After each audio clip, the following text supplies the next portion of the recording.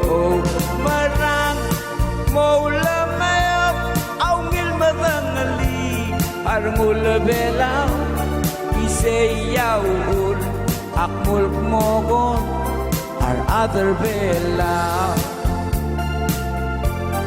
sayaul akmul mogon our other belang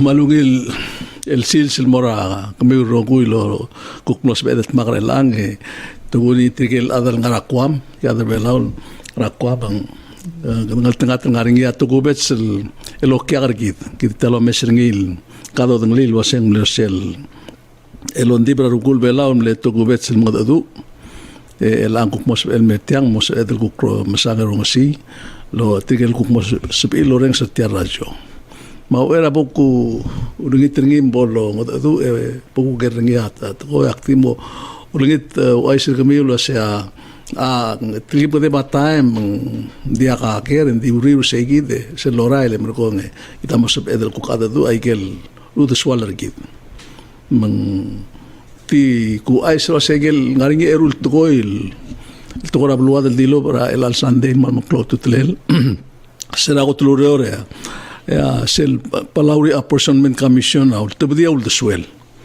el truok lo sea seneta mo mas ail disia radrengi ratrui matede il motrui mateim melal mel senkyo esena molla kudmo senkyo ratrui mateim el senators ngaringi report ni ultebdil masao dengi Michael ul di de dengel lo sea seguida kudmo militra atui mateim el adam motoka gok moringi choice sergida ngil lo sentam tanga bodo liltertir mergong sul time el alsande que mengel basen nari selondi bra rubul belau ngagi ruwa kamle gestra speaker atir mergong mlo breker eli manglaringi a mal clock to telel ulas molla al tilobota elngi amo o tergo kratletel sel sukuma adama matut kalmorubak mo dia ka bora kargrirni tiang akmo smodi rauri tiang direk mo usim o mesra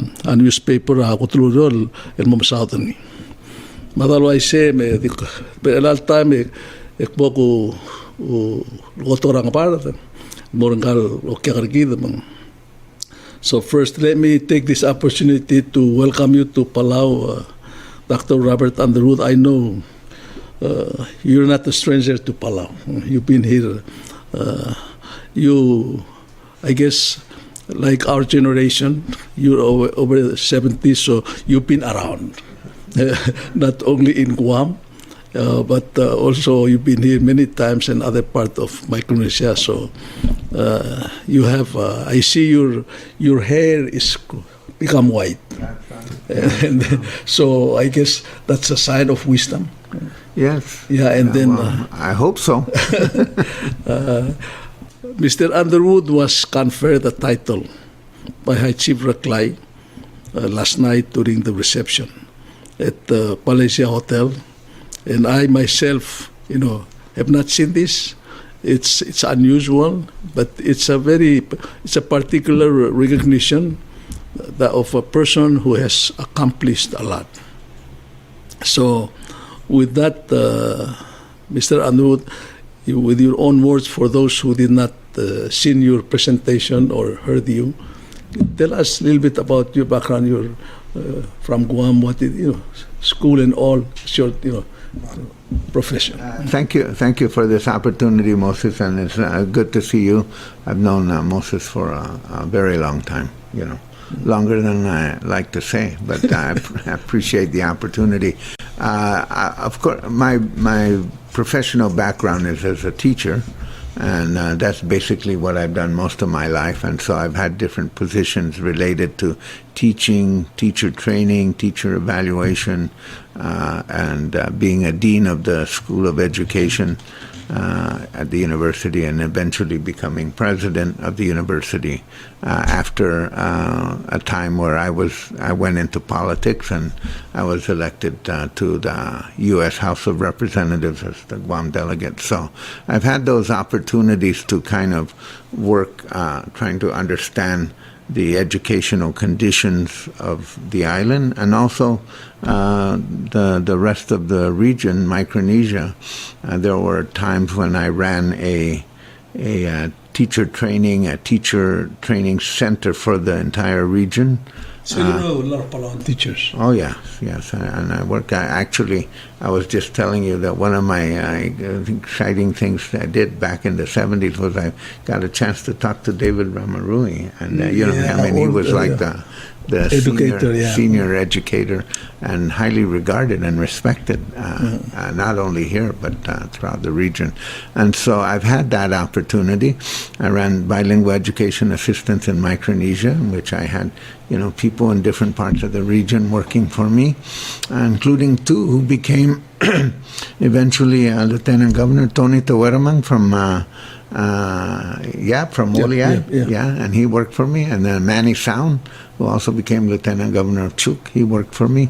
So I've had a long relationship. You know Masaharut Modrang and I know Masaaki Emishon. So he and I, so he and I worked together for many decades. So I've had a lot of connections here, and of course over time I've met activists, and I worked with Salvador Acatosang, who was really active and very boisterous, and all the people that are kind of prominent over the years, including the presidents of Palau, and of course good friend Tommy Dominguez, and I've also spent time with President Samaranga Whips Jr. So I've had an opportunity to observe and participate and benefit from your experience.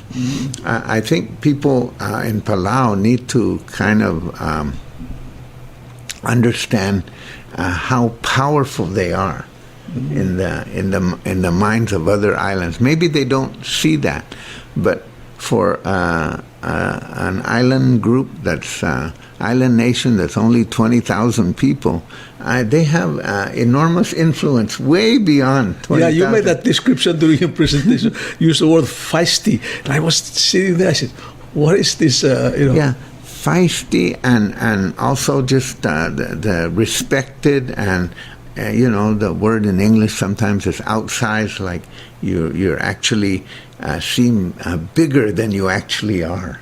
and that's because of international leadership. People used to, they going back to the Superport and the nuclear issue and all that. Everybody wanted to come to Palau to either save it or rescue it or get involved or do something. And when you're in Guam, they fly to Guam, but they never want to do anything in Guam. They just keep going, and they fly on to Palau. And so I'm very respectful of that, and I think it's something that people here ought to take pride in. The biggest power you have as an island nation that others may not have is the power to say no. Power to say no. The power to say no. That's an enormous power. You can't say it all the time, but you have the power to say no, slow down, I don't want to do that, But other places, they don't have that. They don't have. Guam certainly doesn't have that. Whatever the U.S. government wants, pretty much is going to get its way, and so we spend a lot of time arguing and conversing, but you have a different power, a different set of relationships here. And you also have a long continuing tradition. And so I spoke a little bit about that as well, to honor that tradition. Yeah.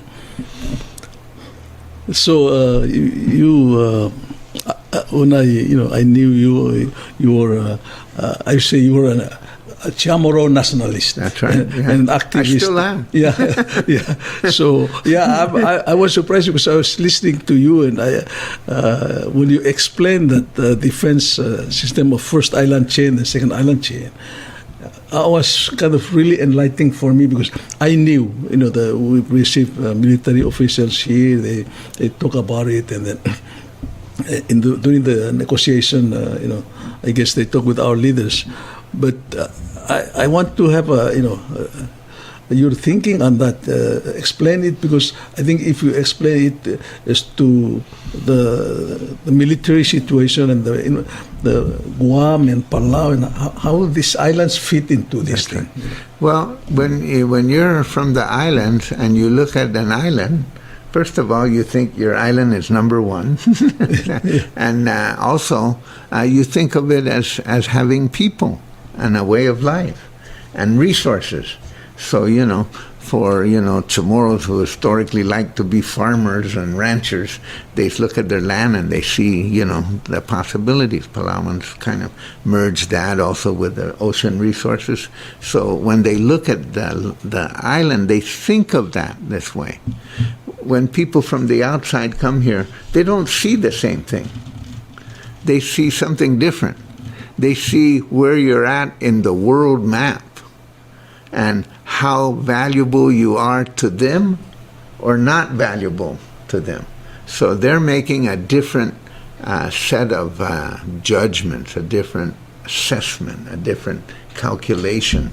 So because of the competition, and it's a very real competition between China and the U.S., and certainly China has many issues. I'm not a big fan of China. No, I want that to be understood.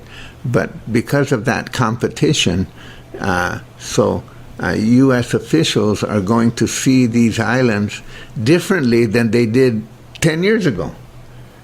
You've always looked at it the same way. Yeah. Hey, I look at it, hey, this is Palau, this is my homeland, this is that. Yes. And how did they look at it 10 years ago? Oh, well, it's an interesting place. We can go diving there. We can do this, we can do that. But nothing really. Now, all of a sudden, it's different. It's a different set of eyes that they're putting on it. And so the way the military thinking, they see it in terms of geography. So where you're at on the map. So in relationship to the competition with China and trying to defend U.S. interests, they have what they call the first island chain. And that first island chain kind of runs down from Japan through Okinawa, through Taiwan, and down into the Philippines. So that's the first island chain, okay? So the U.S. tries to establish relationships with those areas in a way to, one, they want to protect Taiwan. I think they want to protect Taiwan. So there's that. And then they have what they call the second island chain. And the second island chain is a little bit further east from Japan. It is still part of Japan, but it comes right down through the Marianas, and then it goes into Palau, and then down to Papua New Guinea. So that's the second island chain. So what has been going on with the second island chain? Well, there's this enormous military buildup in Guam, and then Palau, which kind of sticks out, becomes the anchor. So now you have the possibility of, you have these over-the-horizon radar, you have increased military presence, you have the use of the Peleliu airfield as a kind of a what they call a divert airfield. Mm-hmm. And then all of a sudden you have a relationship, kind of almost like a treaty signed between Papua New Guinea and the United States, which, you think about it, Moses, when we were really active in those anti-nuclear and all that, in the 70s, it would have been unimaginable to think that the Papua New Guinea was going to sign a treaty with the United States for military facilities. And yet here they are. They've signed that. Already. So you have a kind of a line that goes down. That's the second island chain. And these are like a fence around China. Yeah, it's like, it's like designed to counteract Chinese ability to enter into and fight a war from there. So they want to prevent that. They don't want to prevent war necessarily, but they want to prevent the ability of China to fight a war here. When you were in the Congress, I'm sure you had inside info in military and all that. Was this at that time in 10 years tenure. No. Was this No, discussed? Or and in those days, in the 90s and going into the early 2000s, the idea was that what they called strategic denial for this region, which is that as long as the U.S. could keep other countries out, then they don't really have to do anything. Yes. So they don't need the bases. They don't need places and bases. Now, all of a sudden, because of this competition, if you're a military planner and you have a base in Guam and you have enormous capacity in Guam. I don't think people understand what the capacity of Guam is. Largest weapon storage in the region. What kind of weapons? Every kind of weapon. Any kind of weapon you can think of. And then largest fuel capacity in the region. So if a war broke out between China and the U.S. over Taiwan, every war game scenario has Guam being attacked. Every single one. Oh. So Guam will be attacked. So if you're a U.S. planner, you have to think, what do I need to do in order to make sure that if we're attacked, we have the ability to attack back? So what we're going to do is divert our resources. And so we need airfields. In Yap. In Yap. In Peleliu. In Peleliu. In Tinian. Tinian? Yeah. So all of those things are like part of the whole kind of reimagining. Which was not the thinking like 10 years ago. No, not until this competition with China. So now it's reshaped it. So I'm not saying that they shouldn't think about that, but what I'm saying is that they look at the islands very differently than the way islanders look at the islands. Because you're thinking, this is who we are. Ours, you know? This is our house. All of a sudden, people are looking at your house. They're moving into your neighborhood. And the military in Guam's case is so large. You know, I always tell people it's like having a 10-foot giant living in your house. So even if the 10-foot giant was the nicest person in the world, that 10-foot giant, just by moving around, is going to start breaking things and making it uncomfortable. It just overshadow you. You know? Yeah. So that's the sense of what it's like to live in that environment.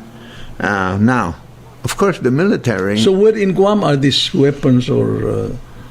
well, every kind of weapon you can imagine, from Tomahawk missiles to... What village in Guam or what part of Guam? It would be mostly in Naval Magazine by Santa Rita. It's the south or...? Yeah, in the south. But they also have the independent weapon storage in the north near Anderson. Oh. So now they're going to develop this, what they call... integrated air missile defense system, kind of like combining radar, satellite technology, and anti-missile batteries, and they're going to put 20 of them in Guam, so that if some incoming missile comes in, they can shoot it out. But hardly any scientist thinks that's going to really work. But they've been at this a long time. So my message to people is, okay, they can try to think that, but shouldn't we be also thinking of ways to kind of figure out how to reduce tension between China and the U.S., or how we can do more soft power, you know, because in diplomacy, you have hard power, which is usually military, and then you have soft power, which is usually diplomacy, State Department, trying to figure out what they want, seeing if you can come to some kind of an agreement or understanding to create a stable region. So China is, growing power. The U.S. is the established power. And so it's changing, it's kind of changing. But, we've talked to Chinese officials, and, they tell us in China a few years ago that we don't want war.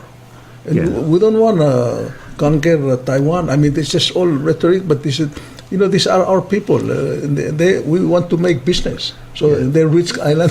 We just want to get together some. Well, hopefully that's really the case. But obviously, they are. I have to say that there are the people who are involved in military planning, both in China and the U.S. like to talk about war because they think they're preparing for war, and by them talking about war, you wonder, are they making it more possible, or are they? That's the thing that sticks in your mind. And it's good for business. A lot the of military industrial complex. a lot of. They're making tons of money left and right now. So I heard a statement from one of the senators in the U.S. Senate say that by the time they're done, they're going to spend $60 billion on defending this part of the world in Guam. 60 billion? $60 billion.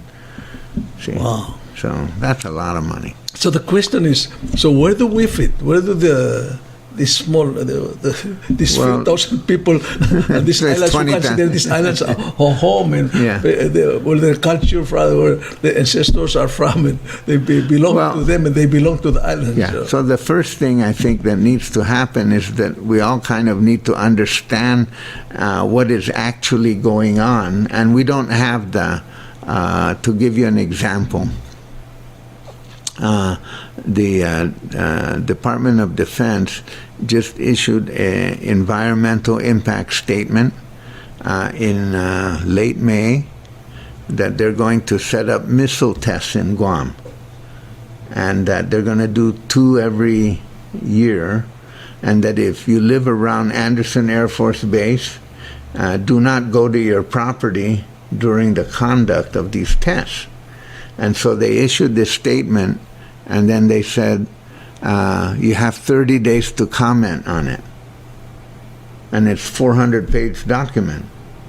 Now, who in Guam has the capacity to understand that?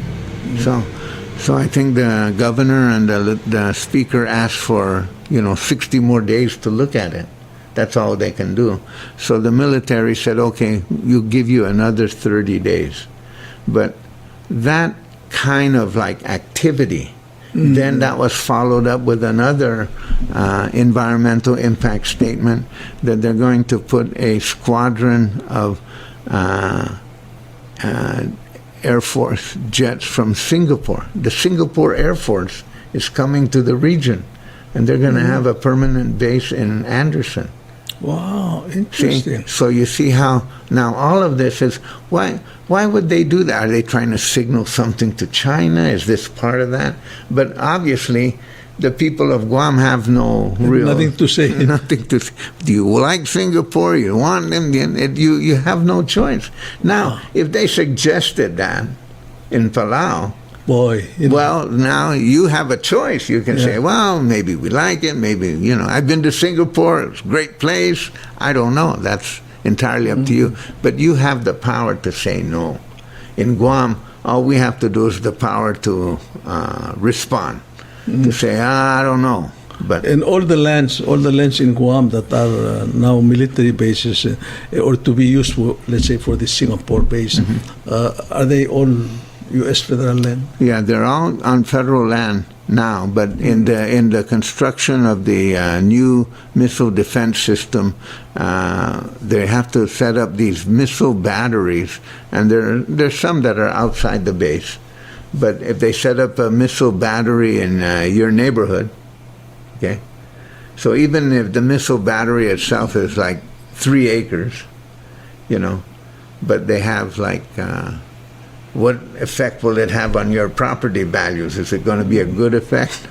If you have a development or you have something you want to do and all of a sudden you're restricted because you have a missile battery nearby. See, so all of those things are part of the planning. But my main concern is that people in the islands kind of have the ability to understand this, and to be informed about it. So that's why I am, starting a Pacific Center for Island Security, which is basically a think tank. Doesn't take it takes a strong stand in trying to get the information out for policymakers and for people of the islands to make a decision in knowledge. Not just when somebody comes to town in the uniform and say, this will be good for you, Yes. and you make friends and you go fishing together, and then after a while you say, oh yeah, he's a good guy. Well, yes, of course they're all good guys, but that's not the point. The point is, how is this, what does this mean for you going forward? So this think tank is going to be based in Guam. That's right. And who are... Well, right now it's me and Leland Bettis and Ken Cooper. We have a advisory council that consists of former Governor Juan Babalta, President Hilda Heine, until she had to resign because she became president of the Marshals again. We had President Tommy Reimagining Jr. And if I don't know how the election will go here, but I assume he'll be former Governor Juan Babalta from the CNMI, former President of the FSM Manny Mori, and former President of Kiribati, Anote Tong. Yeah, so they're on the advisory board. So is this new? Yeah, this started about a year ago, and so we're looking for funds. We'll probably get some pretty significant funding here in a couple of months, but I can't really announce that, but we're very positive. So this looks like a council of elders.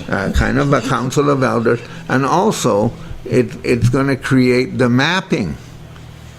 See, one of the things is like the only maps we see are the maps that are provided by the military. Now we're going to provide a new, different map and then show you, where the activities are and how they fit into each other. So that's one of the things we're doing. Wow. Great. I mean, it's about time because it's from us, from the region. It's not. We like to say it's from it's island centric. It's a point of view from the islanders themselves, and normally, they're not. The point of view is from somewhere else. Yes. Okay. Well, you are an educator, and I know you're a Chamorro nationalist and. You came here, you spoke to us. You said the elders, traditional leaders, were trying to deal with the situation of dispute over titles here, which is people take titles very seriously.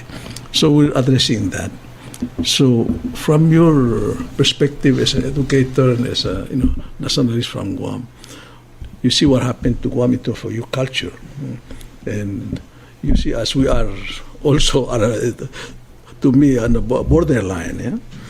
So, what's your perspective? Well, it's hard to say, and of course, I'm not. I'm not here every day, so I just hope that the title that they gave me last night is not under dispute. Somebody will say, no, he doesn't deserve that, or will take me to court. Because apparently there's a lot of these disputes going, oh boy. These disputes going to court. Well, one way of looking at these disputes is that the traditional system is still very much valued. Otherwise, people wouldn't be fighting over it. That's right. So obviously, there's a kind of importance that's attached to it. You're very fortunate. I think the people of Palau are very fortunate that you have this system that is somewhat intact. Although all these systems of chiefly titles all around the Pacific have always been influenced by outsiders. So why do some chiefs get to be more stronger than other chiefs, and then you find out, well, somebody came and said, no, he's the right chief. Or in Fiji, they said they named one chief as the king of Fiji, and it was the only chief that they got along with, so they named him the king of Fiji and left all the other chiefs out. So there's all of these things that are going on, but you have a system where you can at least address the issue of not not preserving culture, not keeping culture as it is, but just making sure that it lives moving forward, that it's living and breathing. Yes. And it can live and breathe through programs like this. It can live and breathe through social media, you know. So it's not like I made a joke because I was watching a YouTube and there was a Palawan gentleman saying, we chat and chew. We don't use Facebook. And I said, I bet you that you chat and chew while you're using Facebook.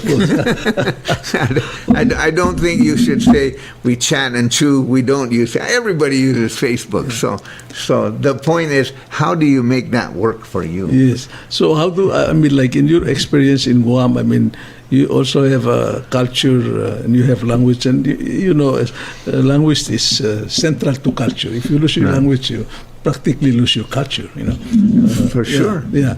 So how do we deal with this? Because it's a big debate now, because our kids now, they stick to this thing and they know more about TikTok and all these things than their culture. We try to teach them, but it's hard. I mean, but if you use TikTok to help your culture? See, that's the point. I think that's the point. It's not like saying TikTok is against your culture. Yeah. So the best example of that for me is Tagalog. So you think that Tagalog, maybe if you go back 100 years in the Philippines, Tagalog was not the major language. Cebuano was the larger language. But Tagalog became the language because of the politicians. And then over time now, Tagalog, some predict is going to be the 6th or 7th largest language in the world, because people keep learning more and more Tagalog. And how did they learn it? They learn it through this, watching TV, watching the movies. They have their own movies, yeah. They make their, so they embrace that. You know, they embraced that. They didn't say, this is not really Filipino. They didn't say, this is not really who we are. They said, embraced it, and then they use it. Yeah. And they used it, and they, you know, and even in some of the other languages in the Philippines, there's a lot of blogging going on in those languages, and there's a lot of texting going on. I was at a conference about 4 years ago of Native Americans, and of course their concern about language is really, you know, precarious, because almost all these languages are not really used every day. They were trying to say, you know, should we learn how to text in our language, or should we fight texting in our language? And I was saying, well, that's not really even a question. Of course you should text in your language. You keep texting in your language, because the more you text in your language, the stronger your language is going to be, and you're going to create new uses for it that older people couldn't think of. So even in English, the use of English now has changed dramatically because of texting. Yes. And so now, but it, you know, it's made it in many ways, I think it's made it a stronger language. But you know, Palawan is taught here, so I'm really happy. You know, it's taught here. I mean, it's not. I hear people speaking Palawan, and they're still speaking Palawan to their children.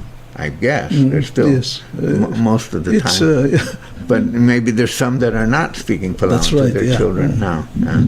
And I tried to make a joke of this, because one of the first things that linguists noticed when they came to Guam in the 1950s, and they said that they noticed that Chamorros were speaking English to their dogs. They weren't speaking Chamorro to their dogs. They would speak Chamorro to their kids. And then when they talk to their dogs, they speak English to their dogs. And so they're saying, wondering, what is that? You know, what is that? And I asked people here, are people speaking English to their dogs here in Palau? Are they talking? Some said, you know, come to think of it, some people are speaking English to their dogs. Yeah. Coming to think of it. Yeah. Why are you speaking English to your dog? Why do you think your dog, you know, so So it's a kind of a sign about something. I'm not sure that it's all that important, but it's some kind of sign. So always, be aware of that. Because if you lose your language for 1 or 2 generations, it's pretty hard to get it back. Gone. It's gone. It's gone. Yeah, so that's happened in Chamorro. So today in Guam, there are, hundreds of young people who are learning Chamorro as a second language, and they're pretty good at it. And they speak better Chamorro than their parents, which is really sad. Because you think about what happened to their parents, So for me, I'm in my 70s, so then I'm talking to someone in their 40s, and maybe their Chamorro is not so good. Maybe they don't really speak Chamorro that much. And then I'm talking to their kids who are in their 20s, and they're speaking Chamorro, and they speak better Chamorro than their parents who are in their 40s or 50s. And it's a kind of a topsy-turvy situation. One of the topic of this conference that just finished yesterday is the preservation of culture, basic cultural values. So, in terms of your case in Guam, I noticed, like in this Festival of Arts in Hawaii, I saw the Guam dancing stick dance. I said, "Oh, wow! Guamanians, using stick dance. I mean, I have never seen in Guam stick dance. That's right.